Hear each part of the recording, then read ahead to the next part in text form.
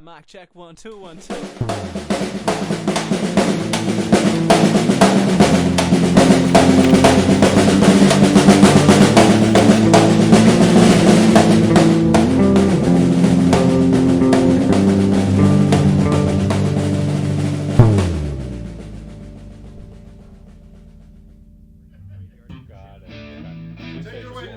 Yeah, I'm down to do two weeks. Yeah. Here anyway. Okay, tone check. Hey, what's up, everybody? We're at Smash Showcases. Welcome. We're on stage 2 right now, and we're live. We had just an awesome session with Steve Borne, everyone. Very talented artist. Thank you very much. One of That the was best. fun. Thank you so much for being here. Yeah, thanks for having me. This place is awesome.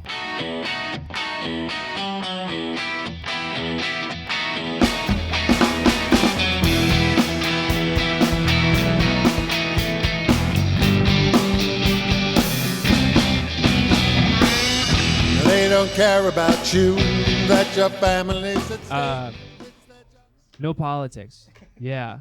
no politics. Well, it's not that no politics. The guy wants to start talking about how many grilled cheese sandwiches you can get instead of getting tanks. And I'm Right, like, one Abrams M1 tank That costs would not $24 million, How many? and you could feed 16 million kids shut grilled up. cheese sandwiches. It's priorities. We don't need 30 new Abrams M1s every year. Yeah. I agree with you. Why are you? You should be protesting right now. Why? Are you? Yeah, what are This you is doing here? this is how I'm protesting. You're a tally, nothing more. Think you're even in the score. Stab your brother in the back and watch him bleed out on the floor. This shit never ends. This tear never mends. It's all just a lie. We're watching it die. Sounds like you've been in the music game for a while. Could you talk to me about when you started and how you started? I guess around 9 or 10 years old, I heard the Beatles, and I begged my parents to buy me and my brother guitars so we could be like, John and Paul or whatever. And they went to Sears and they bought us a couple guitars. My brother never once touched his, but I kind of got the bug. I'm like a lot of musicians, I fell in love with gear because the gear is a way to tell a story.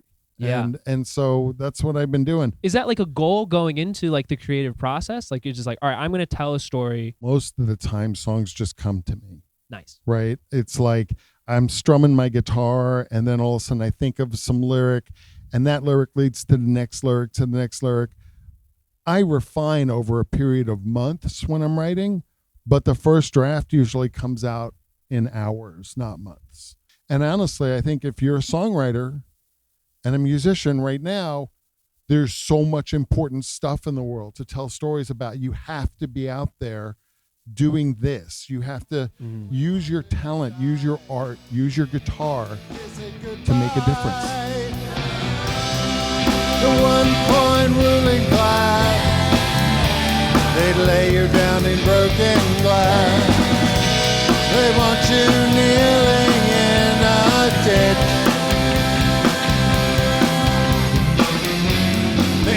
The poor to feed the rich. Today's the No Kings protests, and we were talking about how this is the way to protest. Like this is how you protest. I had to walk through Times Square to get down here, and part of me is like, yeah, I want to be here. I want to be part of the protest. And then part of me is like, oh, wait, I'm going to do my part for the protest. More of us than there are of them. There's more of us than there are of them. There's more of us than there are of them. When does a song become a protest song? It starts with the idea of what I want to write about, right? So I did want to write about protest, and with the song called 1P, which is short for 1%, if anybody didn't get that. But the song called 1P, I did want to write about class inequality and income inequality. My songs, those two, started out as protest songs. But I think it's really important to know that if you believe something else, I want to hear your protest song. I want to hear your version of the way I tell a story, because that open dialogue is what fixes problems, right? Conversations. Most of my friends who voted differently than I did are still friends of mine. They're still people I care about. Hopefully they hear my song and go, oh, hey, Steve, that's interesting, but I think this. And then we go back and forth. The problem in the world right now is we're so fucking polarized that nobody wants to talk to anybody. No one wants to talk to say, you say I voted for candidate X and people just start screaming. Yeah. And it's just not fair. It's not the way it's supposed to be. And I think it's really cool you bring up a point of like, oh, I want to hear your protest song. And it's almost like a new form of communication that you have with these people that may not agree with you, or maybe they do agree with you, but in a more nuanced way. It's cool that music does I that. respond to music, right? So if somebody wrote a really worthy, good protest song that was a different viewpoint than mine, sure, I would hear it differently than if they're just sitting in my face yelling at me about it. Yeah, I'd rather hear a protest song than get yelled at, for sure.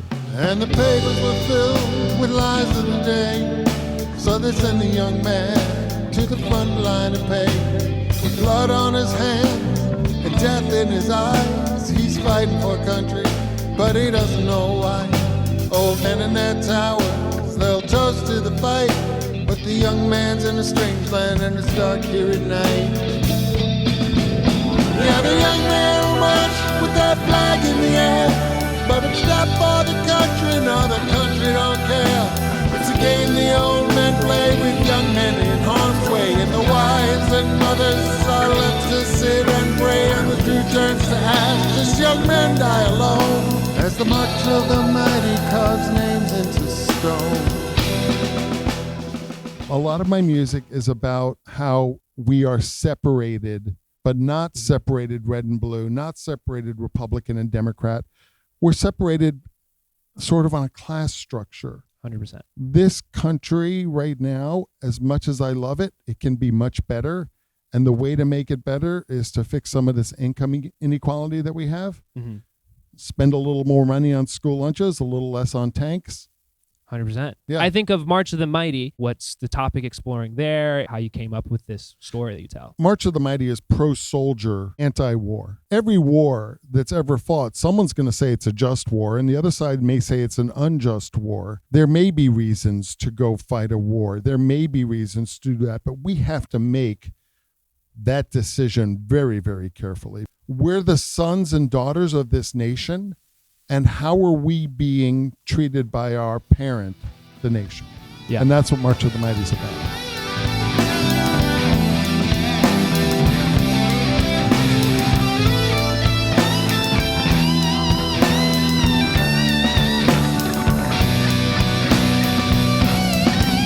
Yeah, the young man will march with that flag in the air, but it's not for the country, and no, the country don't care.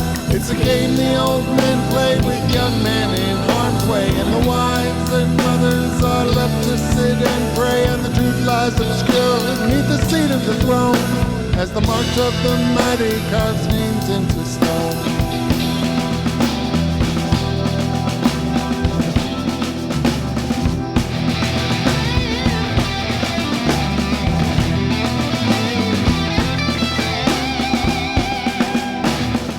You're raising money for... A March of the Mighty raises money with every view and donations for the Wounded Warrior Project, which is a lot of fun. The 3 songs we played today, plus a few more, will be hitting the Steve Borne Music website really shortly. Please follow me on Instagram if you'd like to, because there's a lot of cool music coming out. Thank you very much. Of course, awesome. Steve Borne, everyone. Thank you so much for being here. Thanks, Smash Showcases.